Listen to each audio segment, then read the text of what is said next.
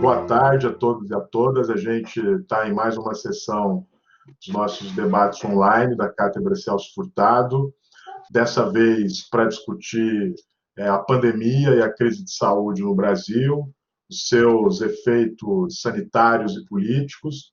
E a gente tem o prazer de receber o professor Alexandre Padilha, que, como vocês sabem, é médico, sanitarista, deputado federal, foi ministro das Relações Institucionais, da Saúde, também foi secretário da Saúde aqui do município de São Paulo, e tem acompanhado aí diuturnamente a pandemia e os seus efeitos sobre a saúde pública como médico e os seus efeitos sobre a vida política nacional também como deputado. Então, a gente queria aproveitar, Padilha, a tua atuação aí na dupla frente para fazer esse debate, tanto do ponto de vista da saúde pública, quanto do ponto de vista dos problemas e desdobramentos políticos desse processo no Brasil. Então, eu queria agradecer você ter aceito o convite para estar com a gente. É um imenso prazer poder te ouvir. Padilha tem produzido aí uma série de lives, boletins informativos em tempo real aí sobre a situação do avanço do vírus e certamente vai nos municiar hoje aí com uma série de informações técnicas e políticas sobre o tema. Então, acho que a primeira coisa eu queria falar um pouco da perspectiva do que eu acho que vai durar essa pandemia. Segundo, da situação do Brasil hoje, do que pode ser perspectiva da pandemia no Brasil. E terceiro, eu acho que algumas características específicas do Brasil que fogem, né, à questão sanitária, que tem a ver com características específicas de vulnerabilidade do nosso país, né, pegar 5 aspectos no tempo que a gente tem, né, da vulnerabilidade do nosso país, aspectos importantes da crise política, da crise da mensagem do país para o enfrentamento da pandemia, da questão da cooperação internacional, da questão federativa e da questão institucional do governo federal e a relação com o Ministério da Saúde. Então, poder esses pontos, né? Primeiro, em relação à perspectiva, né? Queria lembrar a todos a última grande pandemia que nós tivemos foi em 2009, H1N1. O vírus H1N1 tinha uma letalidade hoje cada vez mais observada 20 vezes menor do que o SARS-CoV-2, uma capacidade de progressão de uma pessoa transmitir a outra quase 15 vezes menor, né? Cada vez mais vai se acumulando os dados em relação a isso. E nós tínhamos vacina, a gente já tinha uma vacina para influenza, para influenza e para influenza, então era só um esforço de adaptar a vacina para influenza e influenza, para o novo influenza H1N1, e a gente já tinha na época um medicamento eficaz para o vírus H1N1, que é o oseltamivir, né, um medicamento genérico, que aqui no Brasil ficou muito conhecido por muita gente pelo Tamiflu, que é um dos medicamentos de marca. Então, a H1N1 tinha 4 características muito importantes, né, de menor virulência e mais recursos de sistemas de saúde, públicos ou privados, de reagir a H1N1. Mesmo assim, a pandemia da H1N1 durou 14 meses. Né? Nós ficamos com pandemia declarada internacionalmente durante 14 meses. Ela começa em abril no México, os primeiros casos no México nos Estados Unidos, abril de 2009, e a pandemia deixa de ser declarada em agosto de 2010. Né? Eu estou dizendo isso porque qualquer perspectiva que venham falar a quem está pensando a sociedade, a política pública, a organização das cidades, né? As políticas nacionais, as instituições, qualquer pessoa que venha falar que essa pandemia da Covid-19 vai ter um período de 1 ano, enquanto declaração, enquanto pandemia, ano, está totalmente fora da realidade. Né? E nós sabemos que tem 2 grandes características para uma pandemia, né? Duas grandes formas de uma pandemia desaparecer, né, ou ser controlada. Se tiver alguma característica muito forte, ambiental, climática, né, que possa interromper, ou ambiental, se é um vetor específico, né, que não é o ser humano que passa de pessoa para outra, que possa interromper o curso dessa epidemia. É a característica da Covid-19, ela de transmissão interhumanos, do ser humano para o outro. E o outro, se a gente atinge um percentual da população infectada, se você, ao se infectar e ao conseguir se curar, você gera imunidade para essa doença, você não pega mais uma vez, não tem nem reinfecção, nem aquilo que a gente chama de recidiva, você atingir um percentual da população a ponto de você bloquear a transmissão entre as pessoas. Né? Tem tanta gente já imune que se você passar para uma outra pessoa, estatisticamente, né, matematicamente, reduz brutalmente. E todas as epidemias, né, não só as pandemias, mas as grandes epidemias, a gente avalia que, de fato, né, isso é muito a partir da história do sarampo, da poliomielite, o mesmo das síndromes gripais, você atinge essa chamada que o pessoal usa o termo imunidade de rebanho, quando se atinge de 70% a 80% da população infectada. Infectada não, imune. Né? Tem duas formas da população estar imune. Ou ela se infecta, ou descobre uma vacina. O que a gente tem conhecimento hoje sobre qual que é a chance da gente atingir 70% a 80% da população infectada no curto prazo? Né? No começo da pandemia, sobretudo na expansão dela da China para a Europa, tinha um conjunto de epidemiologistas que apostavam, porque o vírus agredia tão rápido, de que essa imunidade de rebanho ia chegar rapidamente. Alguns epidemiologistas apostando nisso e alguns estados assumiram enquanto política. O mais emblemático é a Suécia, né? Emblemático porque a gente, né, sempre espera dos escandinavos muita preocupação com a ciência, ouvir os especialistas, né?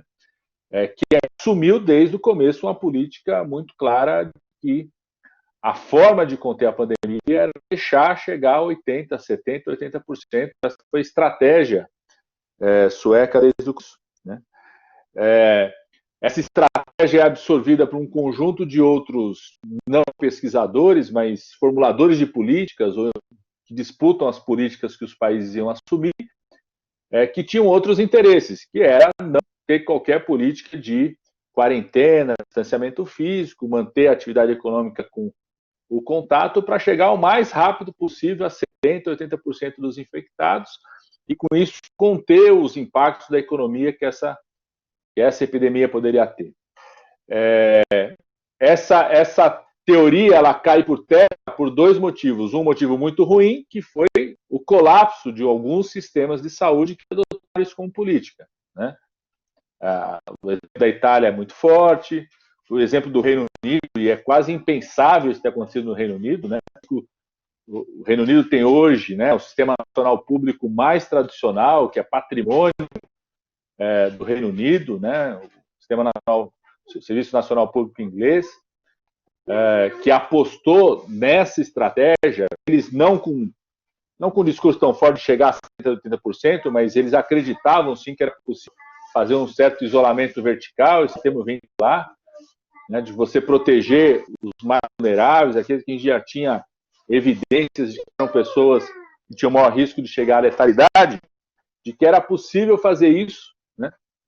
Isso foi interrompido nesses países, com muito negativo, que foi a sequência de mortes, ou seja, a sequência de mortes, o grau da letalidade e o colapso dos sistemas de saúde, sobretudo na Itália foi o principal exemplo inicial, mas depois a própria Espanha, que tem um sistema nacional público, talvez, né, nós aqui da turma da reforma sanitária do Brasil, dos defensores do SUS do Brasil, que estudamos isso, dialogamos com isso, consideramos o sistema nacional público espanhol e português os dois sistemas não só mais robustos, mas mais criativos hoje, mais consolidados, viram o seu colapso do seu sistema de saúde, né? Então, essa foi uma evidência, diria, ativa para interromper essa lógica de que era possível chegar ao controle da pandemia com a chamada imunidade de rebanho. A outra foram as evidências que chegam aí há um mês e meio atrás, e eu vou trazer aqui para vocês os dados mais recentes do Brasil, que é da passada para cá, que são o que a gente chama de inquéritos sorológicos, né? Não passado, mas você conseguir fazer através de coleta de sangue, né, e busca de anticorpos naqueles grupos sociais, naquela sociedade, naquela cidade, naquele país, qual que é o real estado, qual é o percentual de pessoas que de fato foram infectadas. E o primeiro dado que assustou a todo mundo, daqueles que apostavam nessa estratégia de 70%, 80% da imunidade de rebanho, foi o dado de Nova York. Passada toda a tragédia de Nova York, fizeram o primeiro inquérito sorológico, né? A tragédia, eu digo, o período mais crítico, o período de estava a ascensão de mortes, quando começa a ter inflexão para a redução de Nova York, faz o inquérito sorológico e descobre o quê? Que o bairro mais comprometido teve 25% da população infectada, então que variou de 20% a 25%. Ou seja, ter uma imunidade de rebanho de 70% a 80% num prazo curto seria ter uma tragédia 4 vezes maior do que a gente viu em Nova York, né? Esses mesmos resultados aparecem em várias regiões da Espanha, né? Algumas regiões da Espanha, um percentual menor de infecção, 6% da população, e agora a gente passa a ter dados interessantes no Brasil em relação a isso, né? O primeiro dado nacional é feito por inquérito serológico, que é coordenado pelo pessoal da Universidade Federal de Pelotas.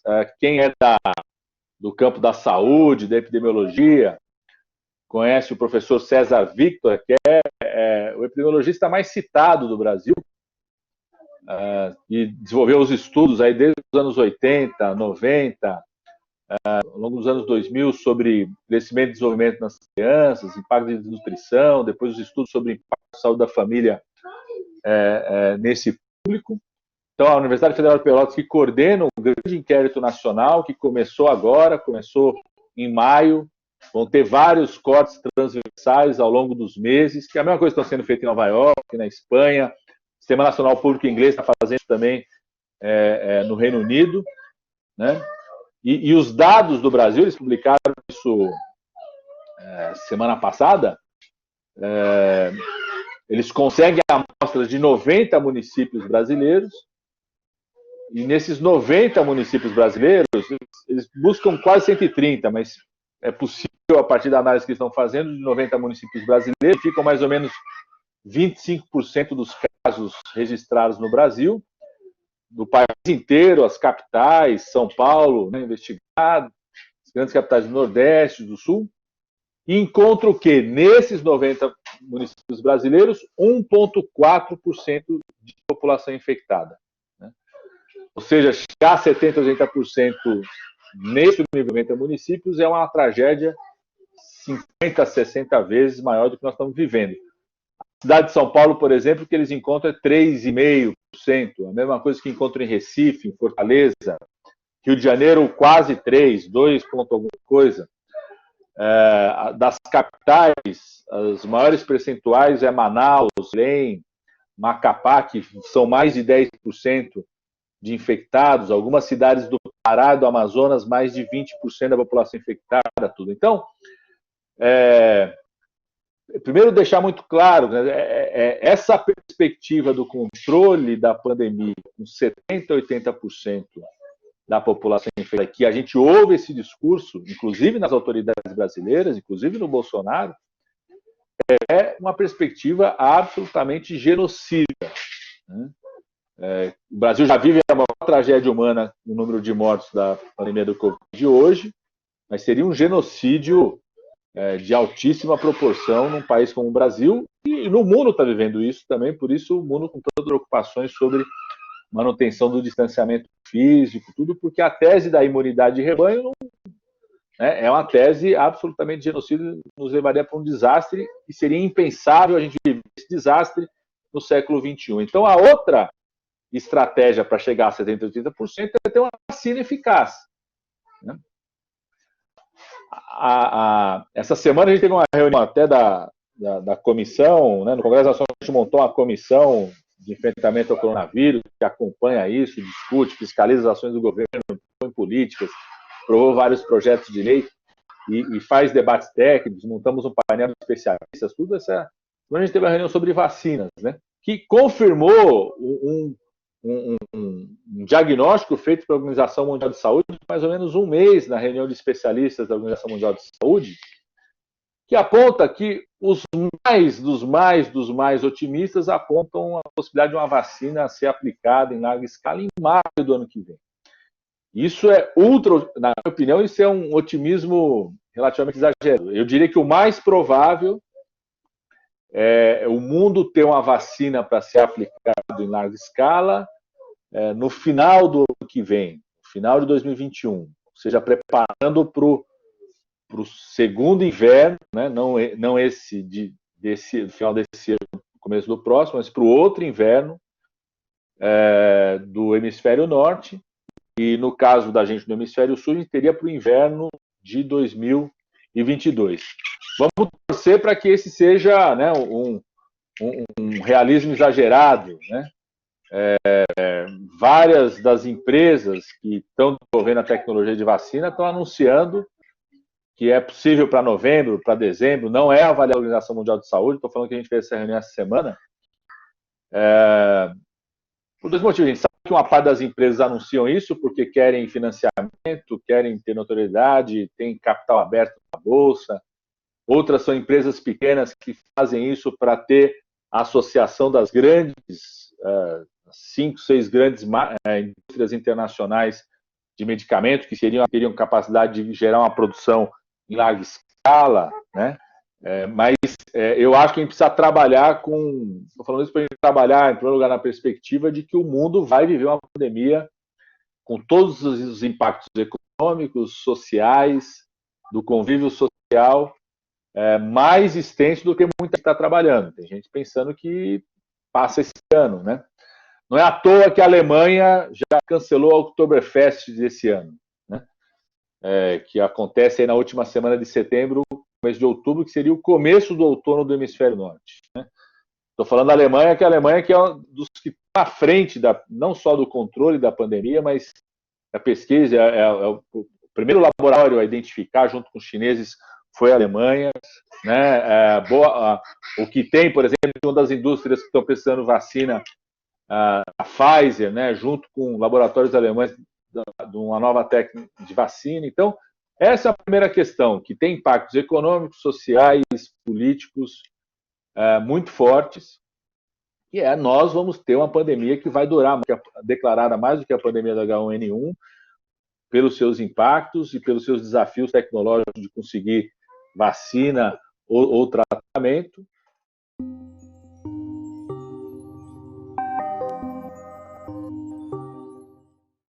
Estamos crescendo em número de mortes, em mortes recentes no Brasil nos últimos dias, nessa semana o Brasil todos os dias foi o primeiro país em número de mortes, ou seja, nenhum país matou mais por Covid-19 do que o Brasil. Desde a segunda quinzena de abril, no Brasil, a Covid-19 é a principal causa de morte no país, não tem mais nada que mate mais do que a Covid-19 desde a segunda quinzena de abril. Não sei se vocês viram, uma das atitudes do governo federal, da SECOM, do novo ministério aí que virou uma máquina militar, é uma divulgação dos dados consolidados de óbito de janeiro até hoje. Porque eles querem provar, quando você pega de janeiro até hoje, que de fato outras causas mataram mais do que Covid-19. Mas quando você pega, a partir do momento que é declarada a pandemia, sobretudo no Brasil, a partir da segunda quinzena de abril, nada mata mais do que Covid-19 do que no Brasil. Essa semana eu vi um dado importante sobre o Pari, por exemplo, aqui na cidade de São Paulo, né? Que quando você pega pela incidência no número de mortes no Pari, pela população do Pari, e compara, por exemplo, com mortes violência no Pará em 2019 mata mais por Covid-19 20 vezes mais do que por violência pela população no bairro do Pari, aqui na cidade de São Paulo, né? Então, a gente, nessa semana, como eu falei, passou a ser o país com o maior número de mortes diárias. Um dos dias dessa semana, acho que foi segunda ou terça-feira, o Brasil foi 25% das mortes no mundo inteiro por Covid, ou seja, de cada 4 pessoas que morreram por Covid-19 no mundo, uma foi no Brasil. E acho que do ponto de vista sanitário, né, para encerrar aqui, a gente vive uma situação hoje de absoluta falta de coordenação das ações, e eu acho que aquilo que vinha sendo uma posição mais clara dos governos estaduais do enfrentamento, acho que alguns deles começam a perder a mão sobre isso agora no debate da reabertura, de uma reabertura muito precoce das atividades econômicas, né, das possibilidades de aglomeração das pessoas, com redução mais importante do distanciamento.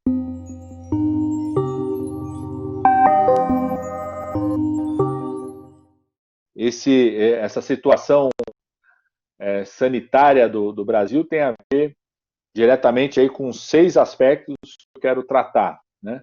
O primeiro de que o Brasil não conseguiu construir, e essa é a maior crítica, uma das maiores críticas dos organismos internacionais sobre a situação do Brasil hoje, e é uma aberração tão grande que passou a ser crítica, inclusive, de revistas acadêmicas, né? Você pegar o The Lancet, que é uma das 5 principais revistas científicas da área médica, fazer um editorial sobre o Bolsonaro, usando a frase daí do Bolsonaro, né? Uma das questões centrais do ponto de vista da resposta é o fato do Brasil não ter conseguido construir uma mensagem única, sobretudo das suas autoridades, né? O que faz com que o Brasil, por mais que tenha tido um esforço dos governos estaduais e das autoridades sanitárias em propor o distanciamento, esse distanciamento sempre foi muito frágil. E ficou cada vez mais frágil a partir da segunda semana de abril, né? A gente pega os dados, não é só de São Paulo, do Nordeste também, né? São os dados que a gente vê, que eu particularmente vejo com mais detalhe e atenção, de uma redução do distanciamento social, do número de pessoas que mantêm o distanciamento social a partir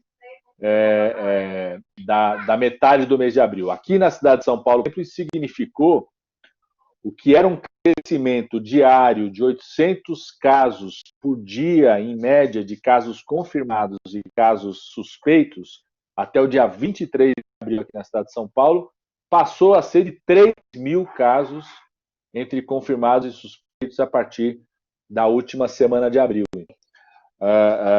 O que mostra muito fortemente o quanto que a ausência de uma mensagem única e a disputa da mensagem entre as autoridades sanitárias, os governos locais, o governo federal e os atores econômicos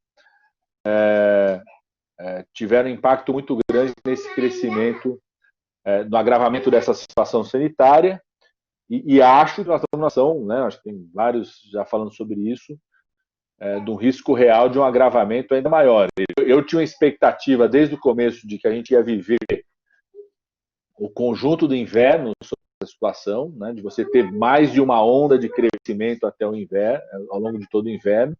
Eu acho que o Brasil é um continente, então você tem uma diversidade regional muito importante sobre esse comportamento sanitário, também isso com as outras síndromes gripais. Pra vocês terem ideia, as síndromes gripais, outras, né, até 2019, sempre tem um crescimento inicial nas capitais da região amazônica brasileira, depois na região sudeste.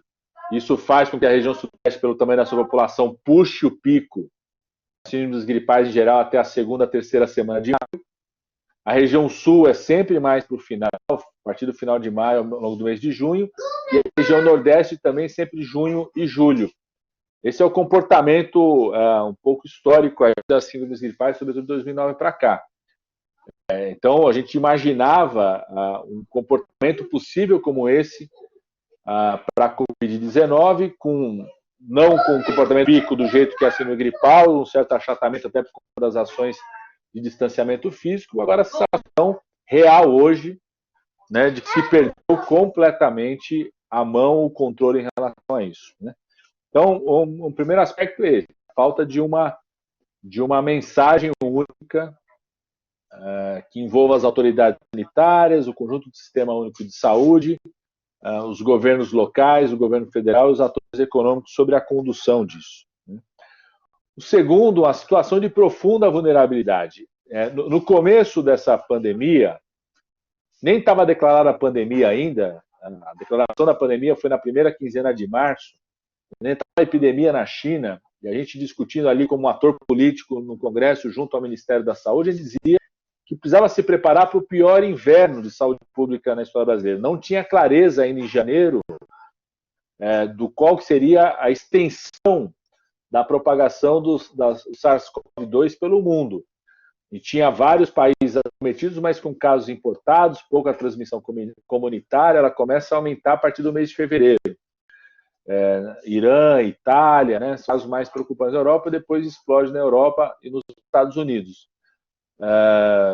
Então, não existia uma clareza ainda de qual que seria o grau da expansão da pandemia pelo mundo inteiro, mas a gente já apostava de que a gente teria o pior inverno da saúde pública, independente do tamanho da pandemia do Covid-19. Por quê? E esse é um aspecto fundamental. Pelo grau, nós estamos chegando. A gente tem a maior pandemia da nossa história, de uma doença respiratória, que acomete sobretudo as populações no período de outono e inverno, num grau, não vou dizer maior da história do nosso país, mas num grau, um período recente, de um grau de maior vulnerabilidade, né? Primeiro, a vulnerabilidade em relação ao SUS, que ele vem se enfraquecendo, né? Depois eu vou até passar para o professor William Ozaki um artigo acadêmico que a gente publicou, saiu na publicação da Associação Brasileira de Saúde Coletiva, que é o conjunto das respostas à crise política, econômica, institucional que o Brasil vem vivendo aí desde 2015 para cá, o quanto que são respostas que o componente da resposta é um componente da resposta que fragiliza o Sistema Único de Saúde, fragiliza em relação ao financiamento, porque esse é um aspecto conhecido por todos, né? Congelamento dos investimentos públicos, que retirou 22,5 bilhões de reais do setor da saúde até 2019.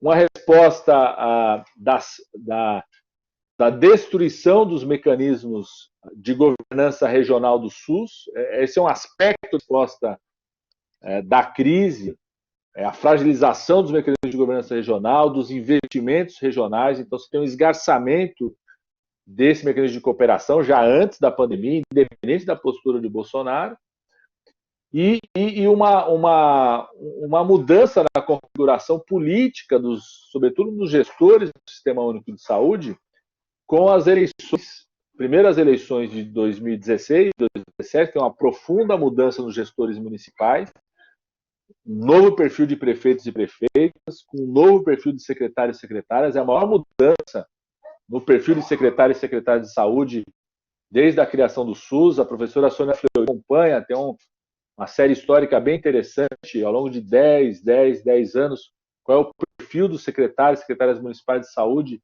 desde a criação do SUS. É a maior mudança desse perfil. Assume as secretarias municipais pessoas, na sua grande maioria, que não tinham qualquer experiência ou história com a gestão de saúde pública, mesmo com a saúde pública, com profissionais de saúde, né?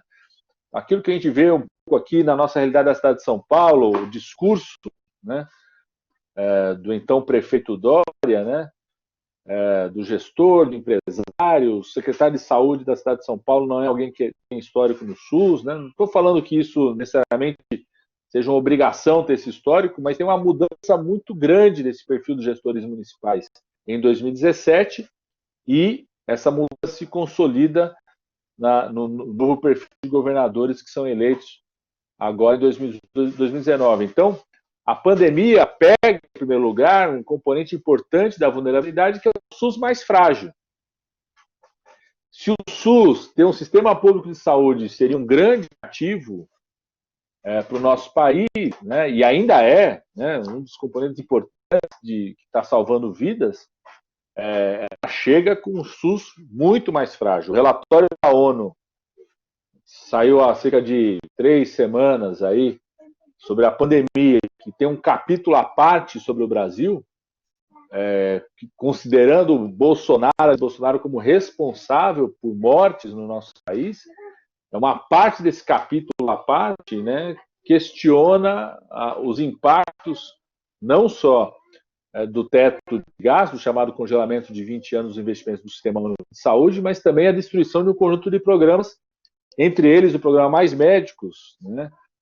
Para você ter ideia, 2019 já nós tivemos aumento da mortalidade infantil indígena, aumento por internação por pneumonia de crianças até 5 anos de idade, aumento de internação por doenças que nós chamamos de indicador, doenças sensíveis à atenção primária em saúde, que é internação por diabetes, por hipertensão, né? Aumento da mortalidade geral no país, né? Conjunto de indicadores que já mostravam a fragilidade. Esse é o primeiro componente importante da fragilidade do nosso país, que é o momento que a gente precisaria do SUS mais forte, é o momento mais frágil do SUS, na sua história. A segunda fragilidade das populações vulneráveis, né?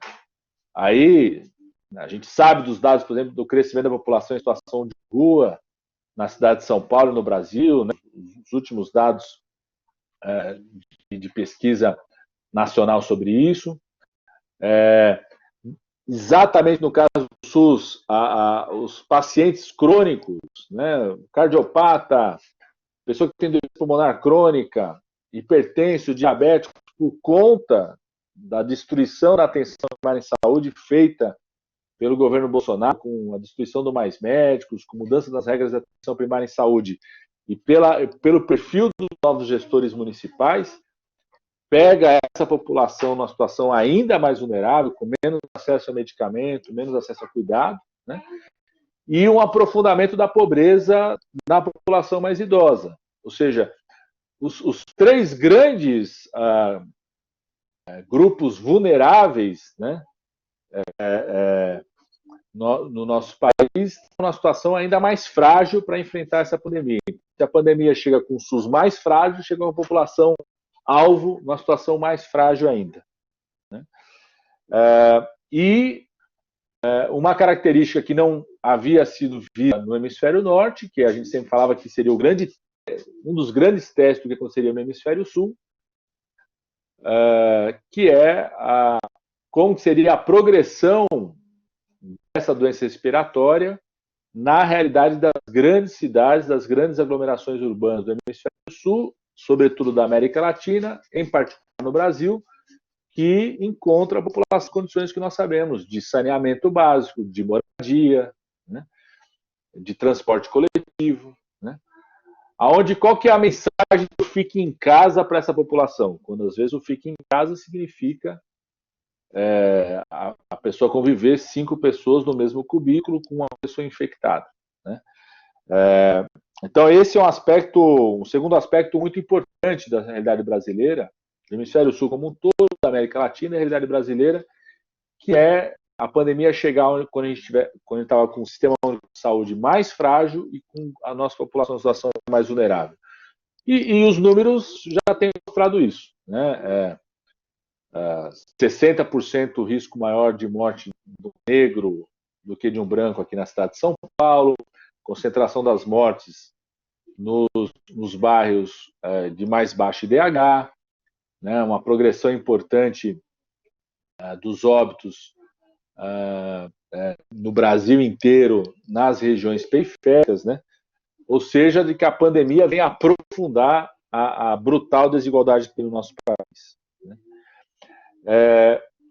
Terceiro aspecto do nosso país, né, que a pandemia chega no momento onde a nossa política externa, o isolamento político do país na geopolítica internacional, instrumentos importantes do multilateralismo, espaços importantes do nosso país está mais frágil. Ou seja, esse é um componente brutal da postura do chefe de Estado brasileiro hoje, da política do Itamaraty, da postura, por exemplo, do Ministério da Saúde, já com o ministro anterior, já com Mandetta, nos organismos internacionais da Organização Mundial de Saúde da OPAS, né? Ou seja, quando o Brasil mais precisa de cooperação internacional, cooperação regional na América do Sul, cooperação com os BRICS, com a China, com a Índia, né?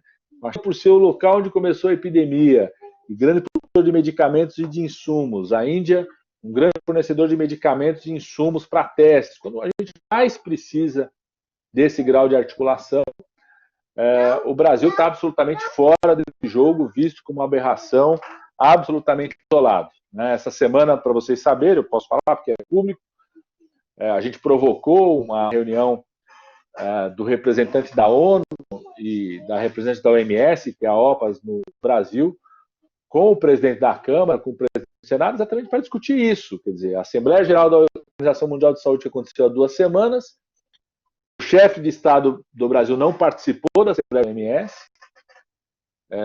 quem nos representou foi um ministro interino da Saúde, que é um general, ou seja, os seus colegas ex-ministros ou colegas que foram ministros que estão em postos na OPAS, na OMS, estão absolutamente assustados, porque o Brasil sempre foi uma liderança na saúde global. Independente dos Lula e Dilma, anterior a isso. Né? Lógico que o governo Lula, pela sua política externa muito, muito intensa, reforçou essa liderança. Mas o Brasil, sobretudo, desde quando criou o seu Programa Nacional de Imunização, toda a campanha de erradicação do pólio, depois quando criou o seu Programa Nacional de AIDS, depois todo o início da expansão do Saúde da Família, da atenção primária em saúde, né? Então vem de governos anteriores, depois todos os certificados de erradicação da imunização, o combate à malária, mais recentemente a forma como o Brasil enfrentou a epidemia de Zika. O Brasil sempre foi um líder na saúde global. O Brasil é ativo, inclusive era o principal representante dos países de renda média na mesa para a discussão do acesso a vacinas, do acesso aos medicamentos, do acesso aos insumos. Né? O Brasil tinha uma liderança não só na defesa da ideia de sistemas nacionais públicos, sempre foi um embate importante na Organização Mundial de Saúde dos 10 anos para cá, quando começou uma pressão muito grande para reduzir a defesa das nações públicas de saúde e partir para uma defesa de cobertura universal apenas. Esse são dos conceitos importantes, impacto importante sobre a regulação do setor da saúde. Mas o Brasil também é grande líder dos países de renda média na discussão sobre o acesso a medicamentos e vacinas. Por que isso, Abelha? Existe há mais ou menos 20 anos um fundo chamado Fundo Gavi, que é um fundo criado pela Organização Mundial de Saúde, pela ONU, pegando recursos dos principais estados nacionais mais ricos e de parte importante da indústria farmacêutica privada, das grandes transnacionais, para financiar a preço mais baixo e ser comprado pela própria Organização Mundial de Saúde ou por fundos financiados pelos estados nacionais mais ricos, vacina e medicamentos para doenças prioritárias dos países de renda baixa. Então, sobretudo, quem são os beneficiados por esse fundo? Os países da África, aqui nas Américas, o Haiti apenas. Então, o Brasil sempre foi um líder entre os de renda média e, ao se posicionar atrás de todos os países de renda baixa também, sobretudo os países africanos, comunidade de língua portuguesa, depois com o apoio de cooperação Sul-Sul, trazia o conjunto dos países africanos, na defesa de que os países de renda média participassem do debate, tivesse preços mais adequados, todo o debate sobre licenciamento compulsório, né? Participasse da produção. O Brasil, por exemplo, você pega nas Américas inteiras, né, a Latina inteira, é o único país que tem capacidade de produção em larga escala de vacina. Né? Então, participava dessa produção. Você pega a vacina da H1N1, que ela, né, a pandemia de 2009, final de 2009 sai a vacina para os países mais ricos, com patente ainda. O Brasil entra em campo, consegue a partir de 2010 fazer um acordo de transferência de tecnologia. A partir de 2011 eu estava no Ministério, a gente passou a ser soberano na produção da vacina da H1N1. Né? Porque o Brasil participava da mesa e liderava essa mesa. O Brasil hoje está totalmente fora, está absolutamente excluído do jogo de debate internacional dos organismos multilaterais, tanto no tema da saúde, quanto você, acho que todo mundo percebeu, viu notícia semana, sobre o debate da recuperação econômica também. Então, esse tem um aspecto muito importante do ponto de vista da nossa capacidade de reagir à pandemia. O Brasil corre um risco sério hoje de, em surgindo um medicamento eficaz para a Covid-19, né, que eu acredito que vai surgir antes do que surja uma vacina, em surgindo uma vacina eficaz, de estar fora da produção dessa vacina. Está fora da possibilidade de garantir acesso e soberania de acesso ao nosso mercado, porque o nosso mercado é enorme. Queria trazer um outro número para vocês. Em 2010, o Brasil foi o país que mais vacinou no mundo no setor público para a vacina da H1N1. Por que a gente conseguiu expandir tanta vacinação? 2010 e 2011 também. Por que a gente conseguiu expandir tanta vacinação? Porque a gente passou a ter soberania na produção. Hoje o Brasil está fora desse jogo. Então isso pode interferir na nossa capacidade de enfrentamento à pandemia, certamente vai interferir, interfere para o conjunto das Américas. Né? A Organização Pan-Americana de Saúde está muito preocupada com isso, porque no Brasil não tem essa liderança. O México sempre teve uma postura muito atrelada aos Estados Unidos, né? Historicamente no debate da saúde global, e o Brasil seria o único país com capacidade de produção larga escala de uma vacina, por exemplo, com produção de larga escala de medicamentos. Isso pode impactar a nossa resposta na pandemia, e ao impactar a resposta à pandemia também afeta a resposta da economia. Porque enquanto você não tiver segurança do controle da pandemia, vamos supor, surge a vacina, você não tem segurança do controle da pandemia, né, a capacidade de recuperação da economia é menor. Historicamente, né, é interessante isso, tem um estudo publicado agora, pegando a história das epidemias, né, a partir da pandemia da gripe espanhola, mostra que se é verdade que a pandemia e as epidemias impactam nas economias, é mais verdade ainda que investir em saúde, em conseguir enfrentar a pandemia nesse momento, é um fator fundamental para a recuperação econômica mais rápida. Então, tem uma preocupação muito grande nessa questão internacional. O Brasil, né, a gente não utiliza os mecanismos que o BRICS teria, por exemplo, você constitui um fundo garantidor do Banco dos BRICS, até para acessar equipamentos, acessar insumos da China, da Índia. Não teve até hoje uma reunião do Mercosul para discutir como é que é o enfrentamento a esse momento crítico e a recuperação pós-pandemia.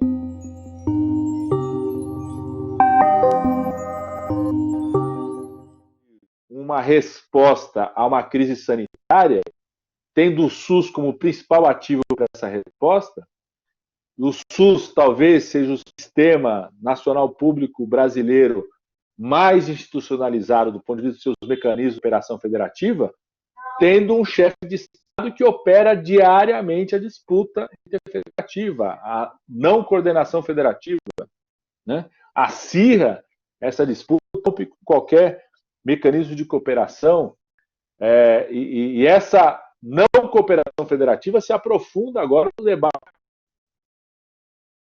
local sobre a reabertura. A gente está vivendo isso aqui no estado de São Paulo, né? O que foi durante a semana, os anúncios de reabertura, os contenciosos entre cidades de uma mesma região metropolitana, contencioso entre o conjunto do estado e o litoral, né, na semana passada, né?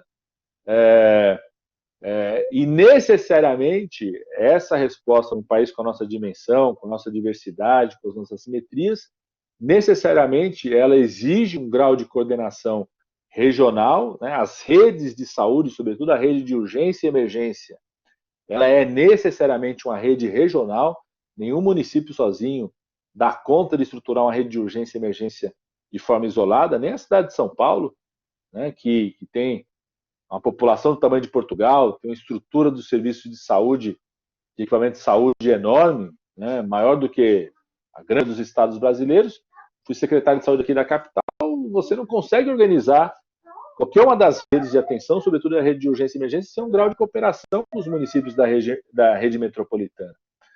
Né? Nenhuma ação de saúde consegue fazer isso porque os limites entre os municípios são limites que não existem, porque a população circula, as mercadorias circulam, os insumos circulam, a vida circula, os clientes, obviamente, circulam, os profissionais de saúde circulam. Então, esse componente da questão federativa é gravíssimo, e como eu disse, ela já vinha se aprofundando desde a resposta à crise em 2016, a resposta à crise política, institucional, quando eu falo institucional, da disputa entre os poderes, executivo, legislativo e judiciário, e a crise fiscal e a sua receita de como enfrentar a crise fiscal, né, já vinha fragilizando a cooperação federativa do Sul, seus instrumentos de cooperação federativa e a governança regional federativa.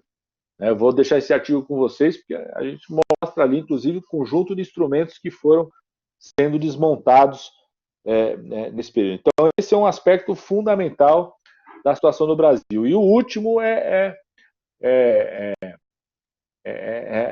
tem a ver com a questão da relação, o esvaziamento do papel do Ministério da Saúde enquanto autoridade maior do Sistema Único de Saúde em toda a crise, em toda a pandemia. Né? Tem um esvaziamento já desde o começo, né? Na medida em que o Ministério da Saúde, mesmo com o primeiro-ministro lá, o Mandetta,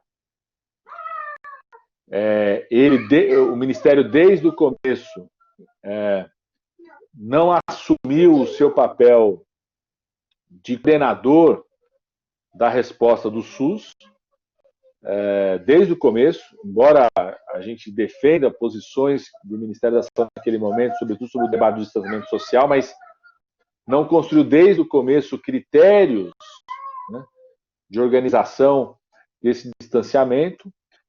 Desde o começo, aí eu não acho que é responsabilidade só do Ministério, eu acho que é responsabilidade do conjunto do governo federal.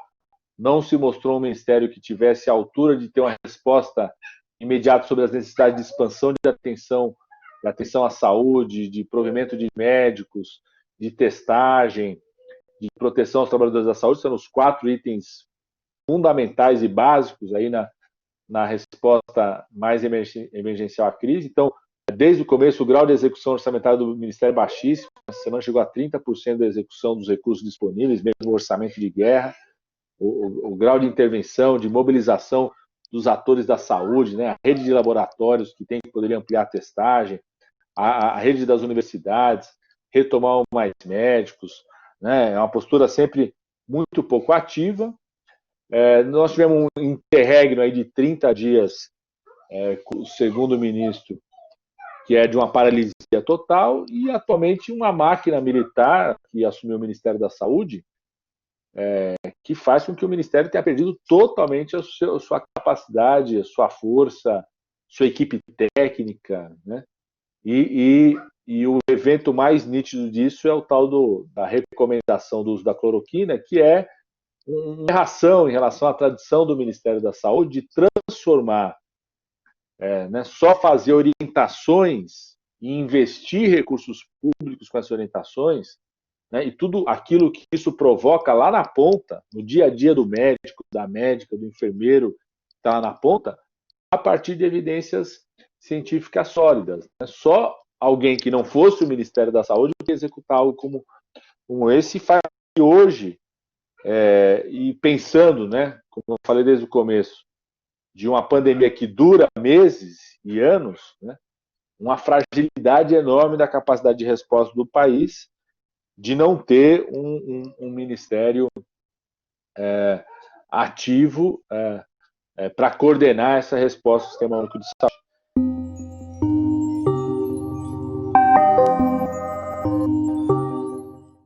E esse é um aspecto bem diferente, a gente comparando, por exemplo, com a H1N1 em 2009, e isso tem um impacto cultural, ideológico, mas também hoje na organização política, que é esse tema das redes sociais, né?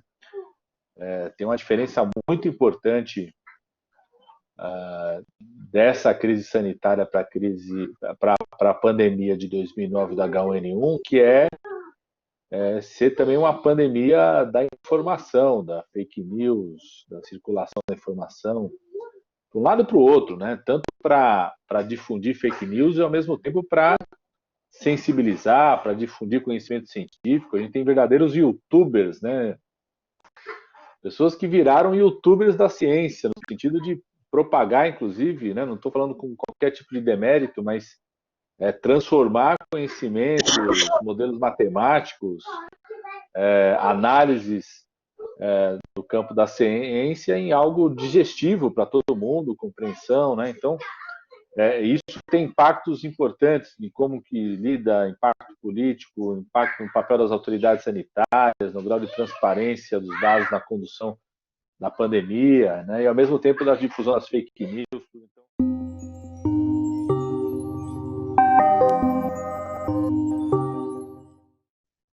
Eu sou daqueles esperançosos, viu, professor, de que a pandemia é de fato um estalo, né? Ele é como, a pandemia do coronavírus é como se fosse, de fato, né, aquele peteleco na fila de dominós, né, do sistema financeiro, da crise econômica, de como que os países vinham lidando com o sistema financeiro, tanto que a crise, né, econômica financeira mundial ela chega antes da gravidade da pandemia. Só a expectativa da pandemia em si, né, ou seja, mostra a fragilidade que era aquele cartas, né, onde se situava a situação do capitalismo. Tudo. Também sou esperançoso porque a última crise econômica importante de 2009 já contribuiu de uma certa forma, num primeiro momento da sua resposta, a revisão de certos receituários neoliberais. Né? Nós vivemos aqui, por exemplo, né, eu estava no governo, o Vicente que também estava, a gente viveu o que foi o significado da crise de 2009, por exemplo, um fortalecimento do papel dos bancos públicos, né? No fortalecimento do posicionamento do Brasil junto ao FMI, da mudança, inclusive, da fala do FMI, depois do próprio reconhecimento do FMI de que países como o Brasil, que enfrentaram a crise de 2009, buscando garantir renda, ampliar investimento público, tomar o papel dos bancos públicos, tiveram uma resposta mais efetiva à crise econômica daqueles países que não fizeram, né? Depois teve um estudo grande na OCDE comparando os países europeus, aqueles que enfrentaram a crise de 2009, ampliando ou mantendo, né, sua seguridade social, seus direitos sociais, seu estado de bem-estar social, ampliando o papel do Estado, comparativamente aos países que não fizeram isso, né? Fizeram com que a sua população sofresse menos e se recuperaram economicamente mais rápido, né? Então, embora a própria crise de 2009 já tinha colocado em xeque o receituário neoliberal, a gente sabe que depois, né, esse próprio receituário foi se consolidando, né, no caso aqui da América Latina, por outras questões, né, eu acho que não só contra a agenda econômica, se deteriorando a ponto da gente ter tido uma sucessão de derrotas de um conjunto de governos populares, né, fazendo que a América Latina esteja uma situação hoje de aprofundamento da sua desigualdade. Então, eu acho que a crise, tanto econômica quanto a agenda ambiental, que já é anterior, né, e agora a crise sanitária, suscita as possibilidades de a gente necessariamente ter que repensar o mundo. Nesse sentido, nos permite uma possibilidade de sair da defensiva em relação a isso. Eu acho que nós temos que ser ousados em relação a isso. No debate dos sistemas públicos de saúde, sem dúvida alguma, né, cria uma avenida para o debate do fortalecimento das nacionais públicas, sobretudo porque os dois países que têm a pior resposta sobre a pandemia são os Estados Unidos, né, que não tem sistema nacional público, e o Brasil, que vem fragilizando o sistema nacional público, sobre fortalecimento dos sistemas nacionais públicos, volta a ganhar força. Né? Eu vou até depois puxar, quando for o fogo da geopolítica, o tema da OMS, voltar nesse debate dos nacionais públicos versus cobertura universal. mas eu acredito que isso é um processo de disputa, né? Se é verdade que botaram o caixão no prego, tem muita gente querendo tirar o prego do caixão e ressuscitar alguns defuntos, como já ressuscitaram outras vezes, né? Então, eu acho que a gente precisa ter consciência política e histórica disso, né? Acho que se abre uma grande oportunidade de questionamento do que era o modelo neoliberal, do seu receituário mais recente, né? Desse processo de financiarização do mundo, do aprofundamento da desigualdade, de como países que tiveram seus mecanismos de respostas mais fragilizados por conta desse receituário vão sofrer mais durante a pandemia, vão aprofundar sua desigualdade. O Brasil é a expressão maior disso, né? Nós estamos tendo uma legião de mortes nos negros, na periferia, o conjunto das nossas desigualdades se explicitando e se aprofundando, né? Então, acho que abre uma avenida de questionamento. Agora, o que vai virar desse questionamento, né? A sua consolidação, acho que é um processo em disputa, profunda disputa política. Mas, Padilha, eu queria, na verdade, te agradecer por dispor desse tempo na sexta-feira, no fim do dia, com a gente. Você que tem sido muito demandado, tem sido muito ativo, tanto na tua atuação médica quanto na atuação parlamentar. Acho que foi muito rica a tua contribuição e trouxe uma série de informações, uma reflexão ampla sobre o conjunto do processo, deixa uma série de reflexões para a gente pensar e certamente até a partir da periodização que você fez da cronologia para os próximos meses, esse tema vai continuar na nossa agenda, na nossa reflexão. Então, muito obrigado e agradeço vivamente por você estar com a gente.